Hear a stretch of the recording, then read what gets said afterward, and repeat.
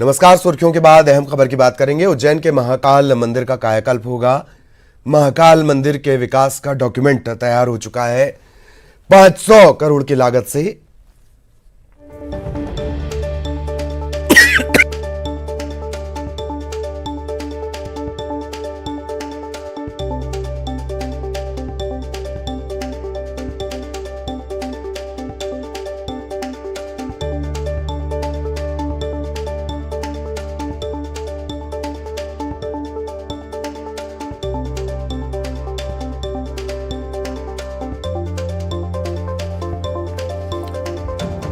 तो आधुनिक मंदिर बनाया जाना है और क्षेत्रफल को भी बढ़ाने की तैयारी है।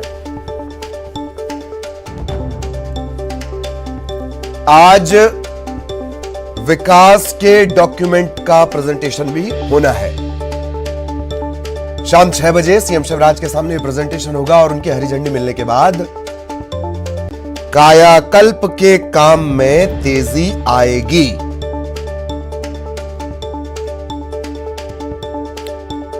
हालांकि इस पर काम धीरे धीरे लगातार चल रहा है। महाकाल मंदिर का कायाकल्प तकरीबन 500 करोड़ की लागत से ये पूरा कायाकल्प होना है। सुविधाएं बढ़ाई जाएंगी, क्षेत्रफल बढ़ाया जाएगा।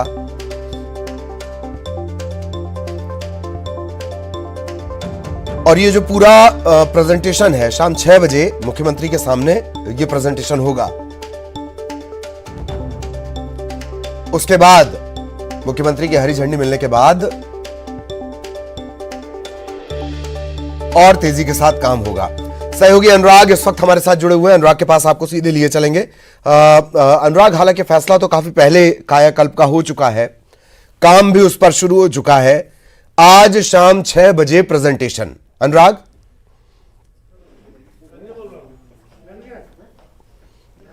बिल्कुल ललिता, देखिए महाकाल मंदिर के विस्तार का खाका जो है पूरी तरीके से तैयार हो चुका है और आज मुख्यमंत्री शिवराज सिंह चौहान के सामने उसके विस्तार का प्रेजेंटेशन होगा। शाम 6 बजे ये कार्यक्रम होगा।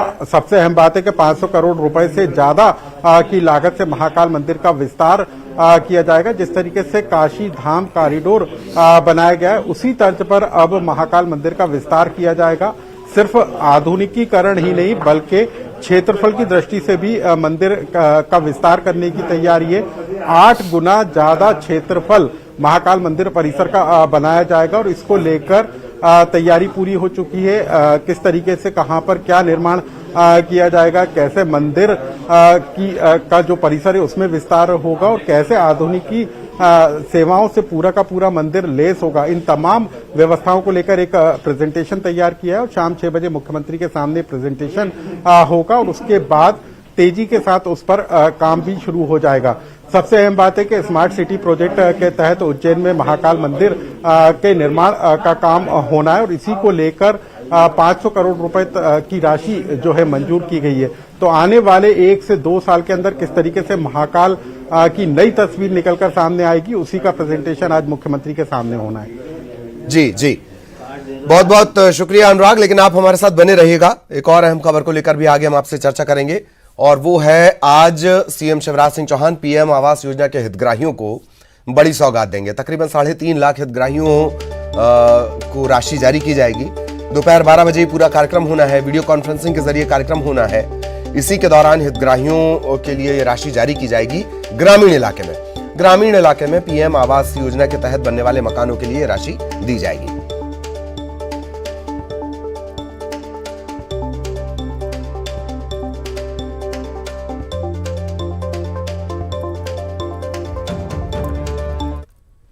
तो क्या कुछ ये पूरा कार्यक्रम रहना है। सहयोगी अनुराग लगातार हमारे साथ बने हुए। एक बार फिर अनुराग का रुख करेंगे। अनुराग, पूरे कार्यक्रम की जानकारी विस्तार से।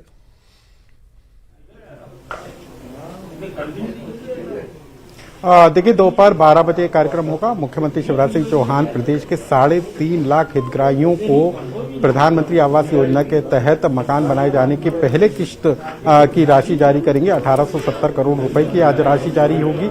ये पहला मौका होगा जब इतनी बड़ी राशि और इतने बड़े हितग्राहियों, इतनी बड़ी संख्या में हितग्राहियों के खाते में ये राशि डाली जाएगी। ग्रामीण इलाकों में जो प्रधानमंत्री आवास योजना के तहत काम होना है, उन हितग्राहियों को ये फायदा मिलेगा। देखिए, प्रदेश में तेजी के साथ पीएम आवास योजना के तहत मकान बनाए जाने का काम जारी है और इसी के तहत आज ये कार्यक्रम होगा। मुख्यमंत्री दोपहर 12 बजे कुशाभाऊ ठाकरे कन्वेंशन हॉल पहुंचेंगे और वहां से हितग्राहियों के खाते में ये राशि ट्रांसफर की जाएगी। इसके अलावा मुख्यमंत्री उन हितग्राहियों से भी वर्चुअली तरीके से संवाद करेंगे जो इस योजना के तहत लाभान्वित होने वाले हैं। तो ये कार्यक्रम भी महत्वपूर्ण होगा। दोपहर 12 बजे ये कार्यक्रम रखा गया।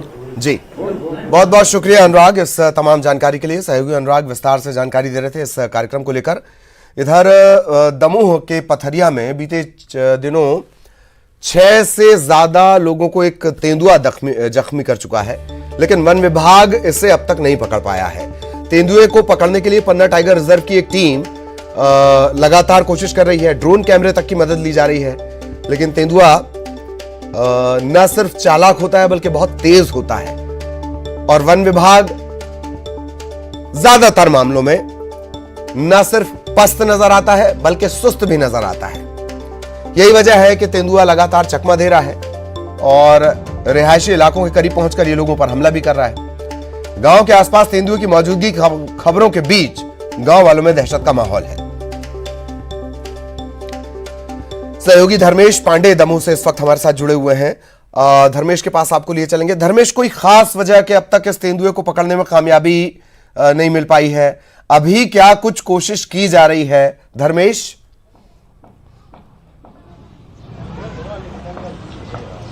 जी ललित, मैं आपको बता दूं, ये जो है वयस्क तेंदुआ है और लगातार इसकी मूवमेंट है जो लगातार ग्रामीण के क्षेत्रों की तरफ बढ़ रही है।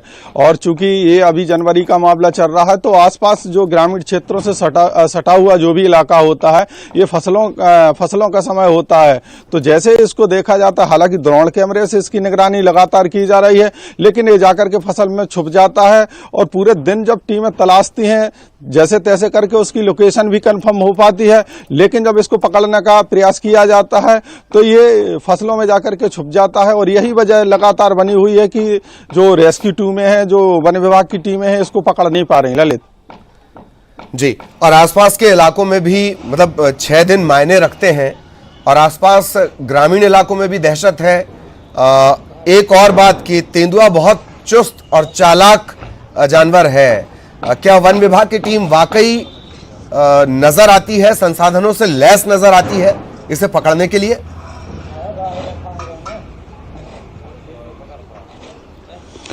ललित, मैं आपको बता दूं, जो वन विभाग की टीम है, खास करके पहले भी जिक्र किया जा चुका है कि पन्ना टाइगर रिजर्व से यहां पर टीम लाई गई थी और वो टीम बुधवार को देर रात यहां पहुंची थी। बाकी अंधेरा होने की वजह से रेस्क्यू नहीं हो सका था और कल पूरे दिन सुबह इसका रेस्क्यू सुबह से चालू हुआ था जो पूरे दिन चला। लेकिन जहां देवरान गांव में जहां तेंदुए को तलाशा जा रहा था, वहीं तेंदुआ वहां से निकल करके वो करीब 20 किलोमीटर दूर जो दमोह क्षेत्र से निकल करके वो तेजगढ़ रेंज में पहुंच गया था। और जब वहां पर किसी एक व्यक्ति के ऊपर उसने हमला किया तो आनन फानन में उस घटना की जानकारी लगने के बाद यहां से जो रेस्क्यू टीम है वहां पहुंची थी। जी जी, बहुत बहुत शुक्रिया धर्मेश। आप लगातार नजर बनाए रखें, आगे भी आपके जरिए अपडेट हम अपने दर्शकों तक पहुंचाएंगे। अब तक इस तेंदुए पर काबू नहीं। रुख कर रहे हैं सतना का। सतना से बड़ी खबर, रिश्वत लेते एक पटवारी को रंगे हाथों गिरफ्तार किया गया है। रीवा लोकायुक्त ने यह पूरी कार्रवाई की है। पलौहा हलके का यह पटवारी है, 2000 की रिश्वत ले रहा था और सीमांकन की एवज में यह रिश्वत इसने मांगी थी। जब पैसे का लेन देन हो रहा था उसी वक्त रीवा लोकायुक्त ने यह बड़ी कार्रवाई की है। रंगे हाथों पलोहा हलके का पटवारी 2000 की रिश्वत लेते गिरफ्तार हुआ है।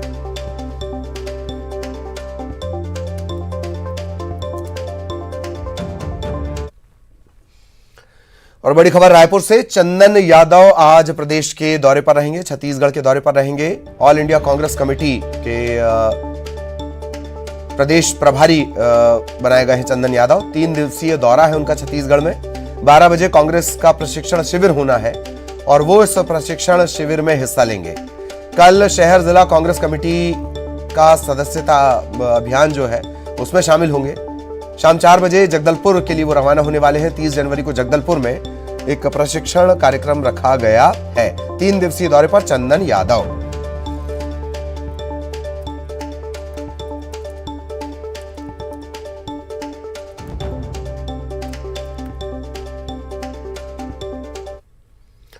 और अब तेज रफ्तार खबरें। देश में कोरोना केस में गिरावट, 24 घंटे में 2,51,209 नए केस, 627 लोगों की मौत, 24 घंटे में 3,47,443 लोग रिकवर। Active cases 21,05,611। प्रमोशन में आरक्षण मामले पर आज सुप्रीम सुनवाई, 6 साल से लंबित है मामला, कोर्ट का आज आ सकता है फैसला। आज पीएम आवास योजना के हितग्राहियों को मिलेगी सौगात, सीएम शिवराज जारी करेंगे राशि, 3.5 लाख हितग्राहियों को मिलेगा लाभ। मंत्री ओम प्रकाश सकलेचा हुए कोरोना संक्रमित, ट्वीट कर दी जानकारी, संपर्क में आए लोगों से टेस्ट करवाने की अपील। आज दिल्ली दौरे पर रहेंगे पूर्व सीएम कमलनाथ, पार्टी के बड़े नेताओं से करेंगे मुलाकात, राजनीतिक हालात पर चर्चा। ग्वालियर पहुंचे केंद्रीय कृषि मंत्री नरेंद्र सिंह तोमर ने पूर्व राष्ट्रपति हामिद अंसारी के विवादित बयान पर कहा, केंद्र की सरकार सबका विकास सबका विश्वास इस सिद्धांत पर काम कर रही है। गुना सांसद केपी यादव के चिट्ठी लिखने के सवाल पर कहा, वो जब उनसे मिलेंगे तो बात करेंगे। मिशन यूपी पर सीएम भूपेश बघेल 3 दिनों तक आगरा मेरठ में करेंगे चुनावी कैंपेन, कांग्रेस के युवा संसद में युवाओं से करेंगे संवाद। बीजेपी में आज से बैठकों का दौर, 2 दिनों में होंगी दर्जन भर से ज्यादा बैठकें। आज जिलाध्यक्ष और प्रभारियों की बैठक, कोर ग्रुप की भी प्रदेश कार्यालय में बैठक। रायपुर में आज से देर रात तक लग सकेगा कोविड का टीका, शहीद स्मारक और जिला अस्पताल में रात 10 बजे तक लगेगा टीका, कामकाजी और नौकरी पेशा लोगों को मिलेगा फायदा। विधानसभा के बजट सत्र के बाद छत्तीसगढ़ में हो सकता है मंत्रिमंडल का विस्तार, सीएम भूपेश बघेल ने कहा, बजट सत्र के बाद होगा विचार। भोपाल में अभिनेत्री श्वेता तिवारी के खिलाफ एफआईआर, धार्मिक भावनाओं को ठेस पहुंचाने का आरोप, कथित तौर पर भगवान को लेकर दिया था आपत्तिजनक बयान। मध्य प्रदेश के बिजली उपभोक्ताओं को फिलहाल राहत, अभी नहीं बढ़ेंगे बिजली के दाम, बिजली कंपनियों ने वापस ली टैरिफ की याचिका। बीजापुर में नक्सलियों की बड़ी साजिश नाकाम, 3 स्पाइक होल सुरक्षा बलों ने हटाए, जवानों को नुकसान पहुंचाने की थी मंशा। शिवपुरी के झांसी तिराहे पर स्थित एसबीआई बैंक के पास खड़ी 2 गाड़ियों में अचानक लगी आग, आग से दोनों गाड़ियां चंद मिनटों में जलकर खाक, फायर ब्रिगेड की टीम ने आग पर पाया काबू, वजह साफ नहीं। दमोह के पथरिया में 6 लोगों को घायल करने वाले तेंदुए की तलाश जारी, पन्ना टाइगर रिजर्व की टीम ड्रोन के कैमरे के लिए रही मदद, रिहायशी इलाके में कई लोगों को तेंदुए ने कर दिया जख्मी।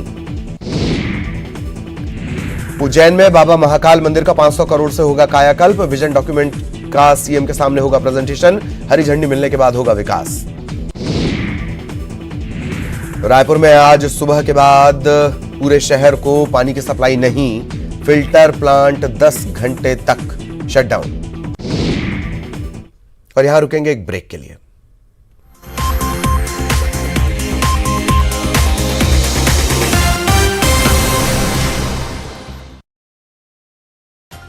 वैक्सीनेशन अभियान के 1 साल पूरा होने पर सीएम और मंत्री प्रभुराम चौधरी पहुंचे जेपी अस्पताल, सीएम ने हेल्थ वर्कर, फ्रंटलाइन वर्कर के साथ खिंचवाया फोटो, बूस्टर डोज लगाने वालों को दिया सर्टिफिकेट। एमपी में तेजी से फैल रहा कोरोना, एक्टिव केस का आंकड़ा बढ़कर 25,523 हुआ, पॉजिटिविटी रेट 6.67% से ज्यादा हुआ। एमपीपीएससी ने मध्य प्रदेश राज्य सेवा और वन सेवा प्रारंभिक परीक्षा 2020 का रिजल्ट किया जारी, 371 पदों के लिए कुल 7,711 उम्मीदवारों का चयन, कुल पदों के मुकाबले 20 गुना उम्मीदवारों को किया गया चयन। नरसिंहपुर के बरमान पहुंचे संघ प्रमुख मोहन भागवत, संत महामंडलेश्वर ईश्वरानंद के दर्शन, अल सुबह अमरावती एक्सप्रेस से करेली पहुंचे थे मोहन भागवत। दिग्विजय सिंह ने सीएम शिवराज से मांगा मिलने का समय, लिखा पत्र, टीम और सुठालिया परियोजना के डूब प्रभावितों की समस्या पर करेंगे चर्चा, समाधान नहीं होने पर सीएम निवास के सामने धरने की चेतावनी। एमपी में पंचायत चुनाव रद्द होने के बाद जमानत की राशि की जा रही वापस, पंच सरपंच समेत सभी पदों के दावेदारों को वापस की जाएगी राशि, राज्य निर्वाचन आयोग ने रखी 6 महीने की डेडलाइन। भोपाल में 2 पक्षों में फायरिंग में युवती गर्दन के पास लगी गोली, अभिषेक और यश भी घायल हुए, शाहजहानाबाद इलाके की मल्टी वाजपेयी नगर का मामला। एमपी में ठंड का सितम जारी, आने वाले 2 दिनों तक ठंड से नहीं मिलेगी राहत, कोहरे के चलते विजिबिलिटी खत्म, शीतलहर से बढ़ी ठिठुरन। भोपाल में ठंड का सितम लगातार जारी, सुबह कोहरे के चलते विजिबिलिटी काफी कम, अधिकांश इलाकों में रात का पारा 10 डिग्री से भी कम। पूरा गुना जिला कोहरे से ढका, प्रचंड ठंड को देखते हुए गुना कलेक्टर ने दी दफ्तरों के कर्मचारियों और अधिकारियों को नसीहत, अपने स्वास्थ्य का पूरा रखें ख्याल। शाजापुर शहर घने कोहरे की चादर में लिपटा, न्यूनतम तापमान 60 डिग्री के आसपास, कड़कड़ाती ठंड से अधिकांश लोग घरों में दुबके। मंदसौर में कोहरे की वजह से सुबह की विजिबिलिटी 10 मीटर से भी कम, लोगों को वाहन चलाने में हो रही दिक्कत, सर्द हवाओं ने बढ़ाई लोगों की मुश्किलें। दमोह में कोहरे के चलते कार पुल से नदी में गिरी, कार सवार एक की मौत, दूसरा गाड़ी में फंसा घायल गंभीर हालत में जिला अस्पताल में भर्ती। एमपी में स्कूल के बाद अब 31 जनवरी तक आंगनबाड़ी केंद्र भी बंद, घर घर जाकर बच्चों को दिया जाएगा रेडी टू ईट पोषण आहार, पात्र लोगों को घर पर ही मिलेगा टेक होम राशन। विदिशा में एक 60 वर्षीय बुजुर्ग ने शर्त के चलते पिया नाली का पानी, जावती गांव में 2000 रुपए की शर्त के बदले पिया नाली का पानी, वीडियो सोशल मीडिया पर हो रहा वायरल। धार के कुंदा गांव में 2 बेटियों के पैदा होने पर मना जश्न, पूरे गांव में बैंड बाजों के साथ निकाली गई शोभा यात्रा, जोरदार स्वागत कर करवाया गया गृह प्रवेश। सीहोर में 10 साल की बच्ची के साथ रेप मामले में को छुपाने के लिए बच्ची को कुएं में धकेला, बच्ची की हालत गंभीर, आरोपी फरार। मुरैना में जय भारत ट्रांसपोर्ट के मालिक यतेंद्र सिकरवार ने किया सुसाइड, अपने ऑफिस में खुद को मारी गोली, रिटायर्ड डीएसपी को ठहराया जिम्मेदार, डीएसपी और पत्नी के खिलाफ मामला दर्ज।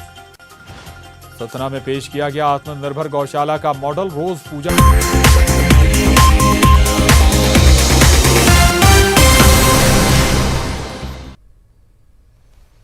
और इस वक्त गृह मंत्री नरोत्तम मिश्रा मीडिया से चर्चा कर रहे हैं, सुनवाते हैं आपको। पूरे देश में प्रतिक्रिया हो रही है, जैसे जैसे उत्तर प्रदेश का चुनाव नजदीक आता जा रहा है, वैसे वैसे टुकड़े टुकड़े गैंग के समर्थक बेनकाब होते जा रहे हैं। हामिद अंसारी जी, इस देश ने आपको 2-2 बार देश का उपराष्ट्रपति बनाया है। इस तरह की ऑनलाइन वैश्विक मंच पर राष्ट्र विरोधी बंद करके आपने अपनी संकीर्ण मानसिकता का ही परिचय दिया है।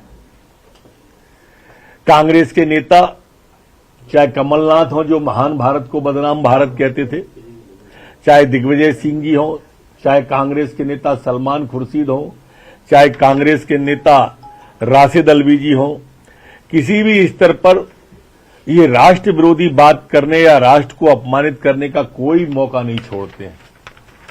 जो माननीय मोदी जी कहते हैं देश को बदनाम करने का जो प्रोपेगेंडा है वो धीरे धीरे आप सबके सामने आ रहा है। श्वेता तिवारी जी पर 295A आईपीसी की धारा के तहत मुकदमा दर्ज कल हुआ है। इसके बाद में अगली कार्रवाई की जाएगी।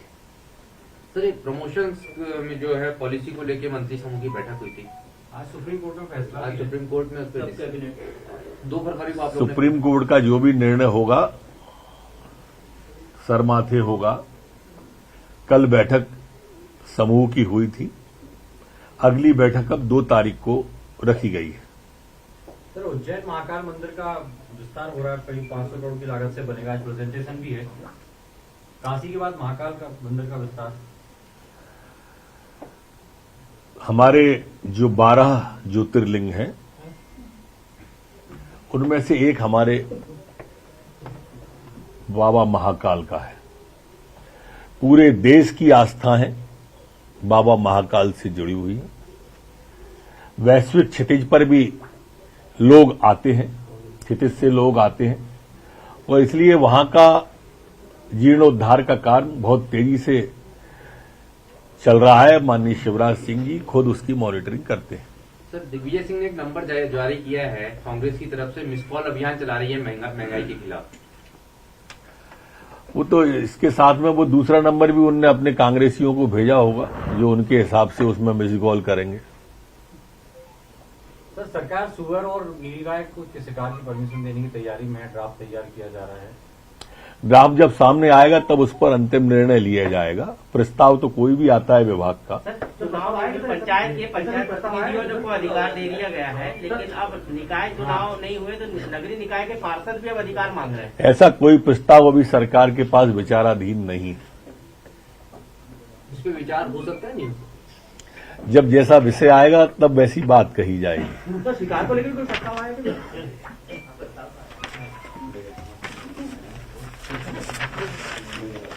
कांग्रेस पार्षद ने पत्र लिखा है ना अमित शर्मा ने, वो अमित की जगह किसी और ने लिखवाना करती है।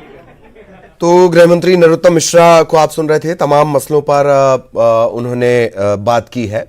और अब बजट की थोड़ी चर्चा करेंगे। केंद्र सरकार आम बजट की तैयारी में जुटी है। बजट को लेकर सभी वर्गों को उम्मीदें हैं। बुरहानपुर के टेक्सटाइल कारोबारियों से न्यूज 18 ने चर्चा की।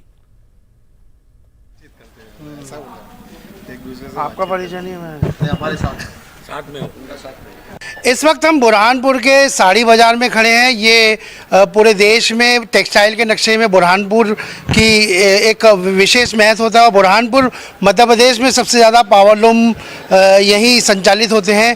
केंद्र सरकार का बजट आ रहा है और यहाँ के टेक्सटाइल व्यवसायियों को सरकार से काफ़ी अपेक्षा है। हम उनसे ही जानेंगे कि उन्हें जो केंद्र सरकार का जो बजट आ रहा है उनसे उनको क्या अपेक्षा है। इस बार जो बजट आ रहा है उससे आपको क्या अपेक्षा है? देखिए, ऐसा है कि पिछले 2-3 सालों से कोरोना के कारण से व्यापारी काफ़ी प्रभावित हुए और काफ़ी लंबा नुकसान व्यापारियों को हुआ है। अभी व्यापारी फिलहाल ये चाहता है कि उसको काफ़ी लंबा ब्याज इंटरेस्ट वगैरह का लगता है। तो अगर गवर्नमेंट इसमें कुछ ब्याज में जो कपड़े के व्यापारी, निर्माता है, विक्रेता है, साइजिंग प्रोसेस वाले, यार्न वाले, उनको अगर ब्याज में कोई गवर्नमेंट सब्सिडी दे देती है तो हम लोगों को काफ़ी राहत मिल जाएगी। नहीं तो ये 2-3 सालों के कारण हम लोग काफ़ी पीछे हो गए। सर आप बताइए, क्या आपकी अपेक्षा है सरकार से, क्या मांग है? देखो, ये कृषि उद्योग के बाद सबसे बड़ा रोजगार देने वाला टेक्सटाइल उद्योग है। गवर्नमेंट की जो नीतियां हैं उसमें गवर्नमेंट अपने को सब्सिडी दे या कुछ इंपोर्ट ड्यूटी जैसे यार्न आता है उसमें कम करे। अभी यार्न के भाव बहुत आसमान पे है, करीब करीब 1.5 से गुना ज़्यादा भाव है, इसलिए कपड़ा बिक नहीं पा रहा अपने यहाँ।